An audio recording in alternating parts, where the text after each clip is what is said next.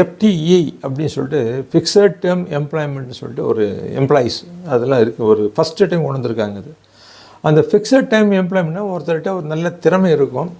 ஆனால் அவர் என்ன செய்வார்னு கேட்டிங்கனாக்கா, அவர் பணத்தை அதிகமாக எதிர்பார்ப்பார். இல்லை வேறு இன்னும் கொஞ்சம் டெவலப் பண்ணணும், ஒரு கம்பெனிக்கு அவருடைய சர்வீஸ் தேவைப்படுது அப்படின்னு வரும்போது அவங்களுக்கு ஒரு கான்ட்ராக்டு 3 வருஷமோ 5 வருஷமோ அது மாதிரி ஒரு டேர்ம் கான்ட்ராக்ட்னு ஃபிக்ஸட் டேர்ம் அவங்களுக்கு அந்த ஃபிக்ஸட் டைமில் வரும்போது வச்சுக்கிட்டு அவங்களுக்குரிய ஒரு பணப்பலன் எல்லாமே ரெகுலர் எம்ப்ளாயிஸ்க்கு என்ன கிடைக்குதோ அதே பணப்பலன், அதே பெனிஃபிட்டு, அதே எல்லாமே அவங்களுக்கு கொடுத்துருவாங்க.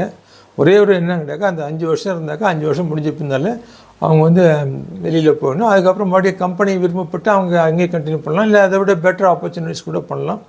எஃப்டிஇயில் ஒர்க் பண்ணுவாங்களா, 1 வருஷம் முடிஞ்சாவே எலிஜிபிள் ஃபார் அந்த கிராஜுவேட்டி பெனிஃபிட் இது. அதனால் அவங்களுக்கு அந்த கிராஜுவேட்டி கிடைக்கிறதுக்கான வாய்ப்புகள் இருக்குது. அதான் ஒரு சுருக்கமாக சொன்னேன்.